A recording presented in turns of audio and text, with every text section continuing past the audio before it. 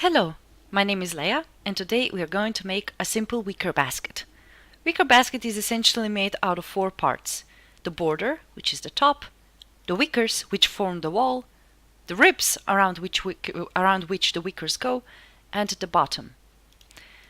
This wicker basket was primarily made with the NURB primitive called circle and the polygon primitive, the cylinder. So let's go right to it. So before we start creating the ribs, we want to first create the circle around which the ribs will go. So under Create, NURBS Primitives, we will select the circle. But let's make it bigger so it will be easier to work for us. And let's keep the numbers even. So let's type in 5. There we go. In order to see the points of the circle, let's go under the Display, NURBS, and CVs. Now we see that the circle has 8 points. So if you had 8 pillars, this would be great. But we would like to have at least 20 ribs. So under the Make NURB Circles, you can see the section. And now it's 8. But if we increase the number to the 20, we will get 20 points. And this is exactly what we need. Let's deselect this. And now we will create our first rib. By clicking the cylinder, let's open the cylinder options, and under the subdivision axis, let's tap 20, so it will be smoother. This rib, we want it to be tall, but we want it to be slim, so that it will be sort of like circular. Let's keep the numbers even. So let's type in, for example, under the scale X and Z, 0.2, and let's put here 6. Or if you wanted to make it even thinner, you can point 0.1, or even less. If thicker, even more. So, as you can see right now, we have the pivot point right in the middle. But we would like to move it to the bottom, so that then we will snap these ribs to this circle from the bottom. So in order to move the pivot point, by pressing W and D, now we selected the pivot point, but we want to snap it to the bottom. We can do this by either holding V and dragging it down, or by selecting this magnet with a circle, which will then snap it to the vertice. Now we have the pivot point at the bottom, and by pressing W, we will deselect it. And now, in order to snap it here, we can either hold X and drag it up, or we click on this magnet with a hashtag. Let's drag it up and deselect it. Now, this rib is right in the same height as this circle that we need. In order to snap it now, this rib, to the edge of the circle, we can do it either by holding C and V, or we click this, which will snap it to the curve, and this will snap it to the point. So we can drag it, and there we go. You can also, because we made the circle to be at the scale 5, you can also move it just for 5. In this case, it's -5. Now we need ribs. We will need at least 20 ribs. But because the Maya is sometimes silly, we will need 21. Why? Because Maya will count the starting point twice. So it will be 1, 2, 3, 4, 5, so forth, 20, and then 21. So we want to make at least 20 more objects. By selecting this rib, we will go under the Edit, Duplicate Special, and we will open the options. And first, reset the settings. We want to select then the instance. So if we change either the size or we add more edge loops to one rib, it will also appear on the others. So instance, we will leave these completely untouched. A number of copies, we will do 20. When we click Duplicate Special, you'll see that in our outliner we made 21 ribs. So by selecting all of these ribs or pillars and then selecting the curve, we will go under the option Modify. We are going to select Snap Align Objects and Position Along Curve. And there we go. We got the pillars right at these points that we wanted. But, as I said before, we have one extra. So if we select the starting one, or the ending one, we can delete it. And now we have only one, exactly 20 pillars. And let's unmark these snapping tools. And these are now our lovely ribs. So now let's select all of them together and let's put them on a new layer. Why? Because it will be much easier for you to see the next steps. So select the layer with this little dot and it will automatically move the selected items to a new layer. And if you double click it, you can rename it to ribs. And you can pick whatever color you want. Click Save and let's make them disappear by clicking visibility button. Okay, so we still have this lovely curve. So what do we want exactly to do with it? Now this curve will serve us as the base for the wicker. And if you can see right here, the wickers don't go in a straight line. They go something like this, zigzag between the pillars. So that it will be easier for us to work with, let's switch to the top view.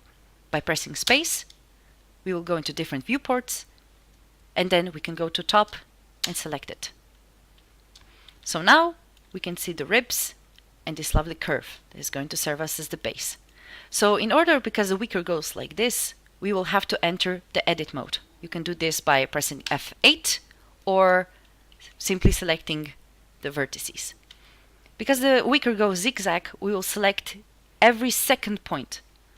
So we will select first the first point, then Shift, drag mouse the second, and select, while still holding Shift, we will select every second one. There we go. And by pressing R to scale, we will scale them inside. But now we will select everything else, selecting every other point. There we go. Well, you also select them while holding Shift. And now we will drag these points out. So we should get this kind of funny looking star. And this is going to be our base for the wicker. Let's switch back to the perspective view. Let's click space. We put the mouse over the view that we want and press space again. There we go. This is going to be our wicker. Now, if you go under layers, we can deselect the ribs. So now we will have this kind of curve. Just a curve in our viewport. And now we want the shape of the wicker. So under create, we will select NURB primitives and make another circle. You can either move it by clicking E and then holding J button. And while holding J button, you can rotate it. Or you can also just type in 90 degrees or minus 90 degrees. And now we want to snap it back to the curve. So while selecting this new circle, we will select these two snapping tools for the curve and to the point, and let's drag it. And now it's perfectly snapped to the curve. And now let's make it smaller, because wickers, if you remember the wicker baskets, they're usually not very tall, but they're very thin. So we will make it really, really thin. It should look something like this. There we go. And now, by clicking this circle and shift click this curve, we'll go under the surfaces and click extrude. But we are going to go under options. And first, of course, reset the settings. You can more or less leave the options here alone. Under output geometry, you should always click polygons. And let's go slightly lower. And the type, we are going to mark quads. And this method, we are going to go with general. And now you'll get all these lovely extra options. And we are going to change this option to the last one, and the same with this one. And now it should work. Let's click apply. There we go. And if you click under the inputs NURB tessellate, you can still change the settings. So let's, as you can see, it's very rough on the edges. So let's raise the number to 5 and it looks much better. As you can see on my screen, there is black flickering. So you can fix this flickering by going under the camera options, which is this icon. And if this happens, just click again. The problem is with near clip plane. So let's take a 0 out and the flickering should stop. So now if we go under the layers and if we enable the ribs layer, you can see this wicker goes around very nicely. Let's move it up a little bit. There. Or if we switch to the top view, you see this wicker going around nicely. Let's go back to perspective view. So now we have this lovely wicker, but we want it to go to the top.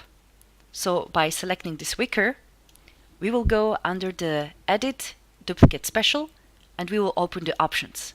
And first again, reset the settings. Always do that. So now you can either put it in under the instances or copy. If it's copy, then you'll be able to adjust each wicker individually. But if you don't have any need for that, you can just click instance. In this way, if you adjust one, every one of them will get adjusted. So now, because we will have to be more precise with these settings. For example, this wicker is now at a position of around 0.3. Or let's keep the number even, so it will be easier. And, for example, if we want the next wicker to be in this kind of height, we have to calculate the difference between them. So, for example, this is 0.3, and to keep the even number, it will be easier for us to calculate, this is 0.8. So if we 0.8 minus 0.3, it's 0.5. So we want it to translate upwards to 0.5. So that means that each new one, it will be at the same distance, like this, and so forth. Because we have 20 ribs, and the circle has 360 degrees, if we divide 360 degrees by 20, how much is that? It's 18. So we want this wicker to rotate for 18 degrees. The scale, we want to keep it the same.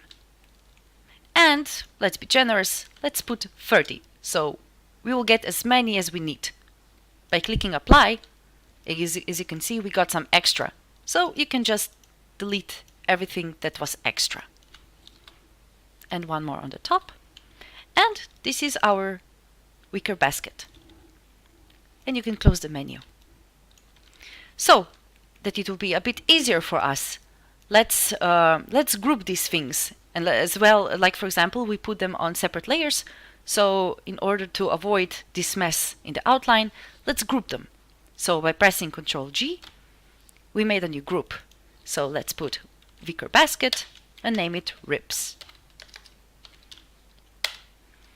And let's select these wickers, group them by pressing Ctrl G, and let's double click it and rename it wickers. And because we already have them selected, we can also press this layer with a circle, name this layer with double clicking, wickers. We can pick whatever color you want and save. So now it will be much easier for us to work with. But this the start of wicker basket needs also the bottom. So under the create, let's create a cylinder. As you can see it right here. And let's put under the subdivision axis, let's put 30. So it will be as smooth as everything else. By pressing R, let's scale it a little bit up, something like this, so that the edge will be wider than the wicker basket. And let's make it thinner. So the bottom should look like this.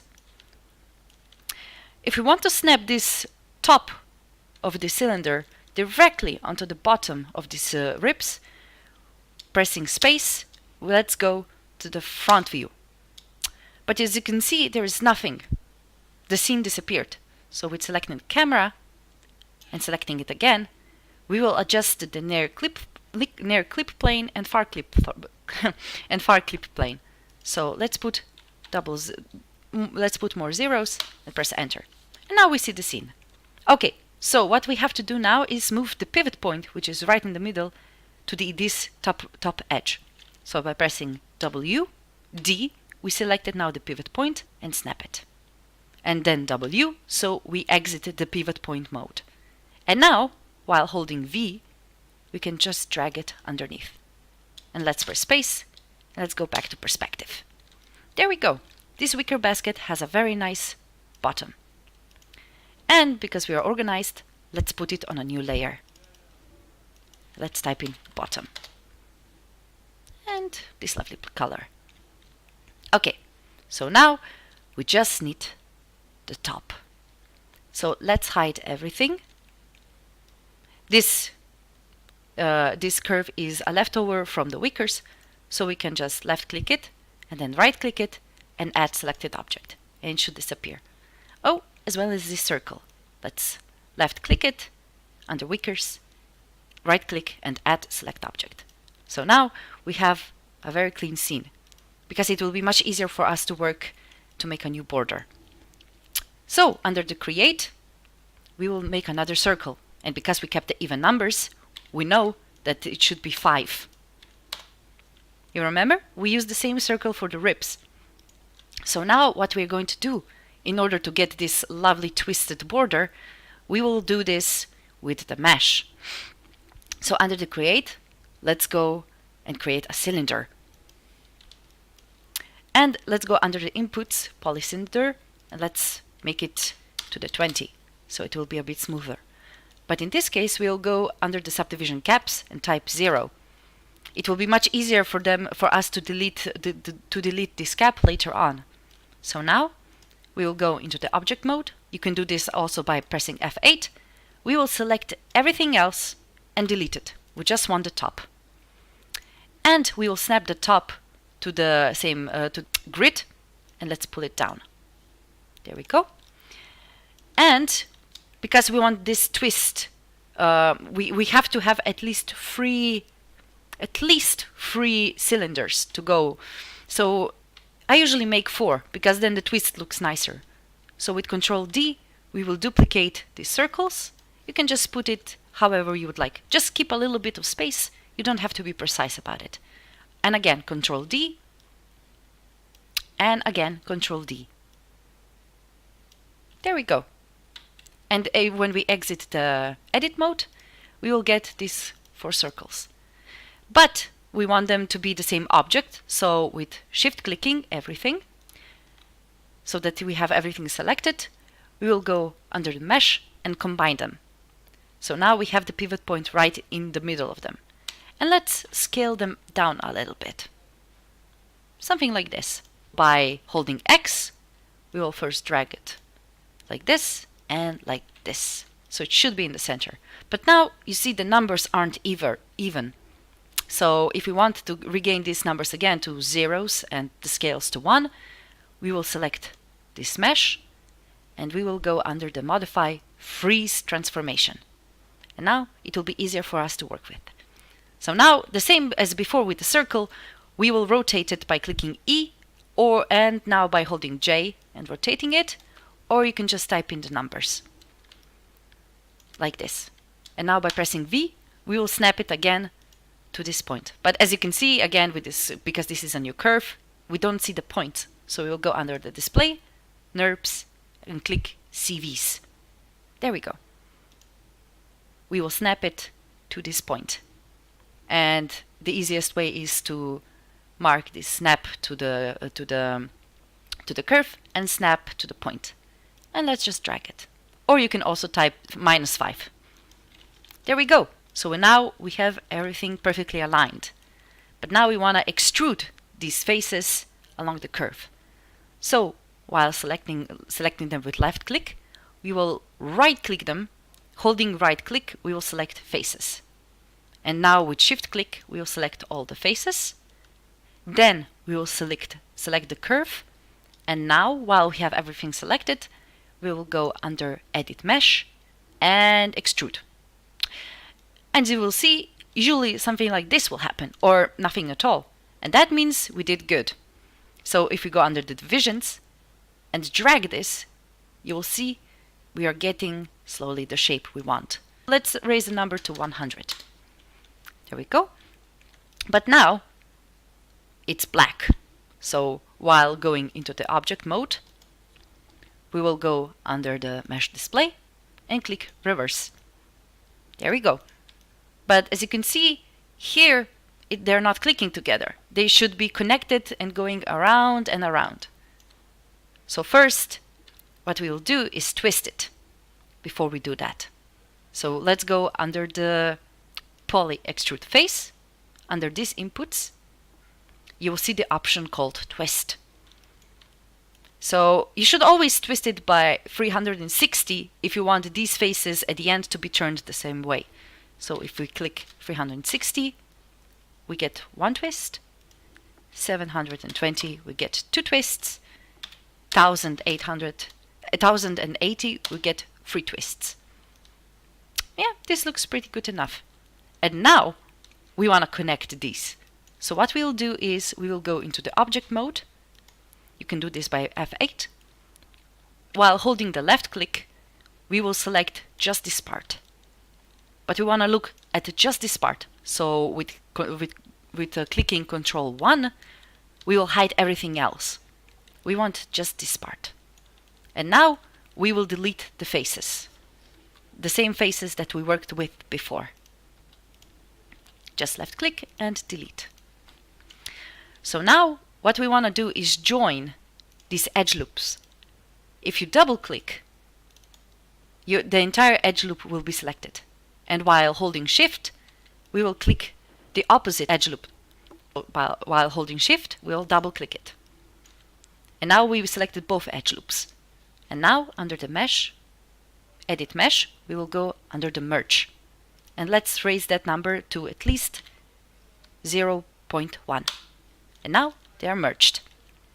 We will do the same again with everything else. Double click, while holding Shift, double click again, the opposite edge loop, edit mesh, and merge. And we will raise the number of tolerance again. We will turn around, and we will do the same thing here.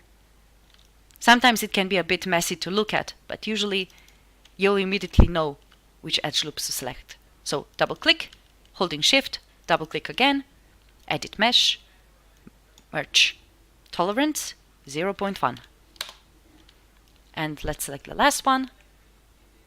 Double click, shift click, holding Shift, double click again, edit mesh, merge. 0.1. There we go.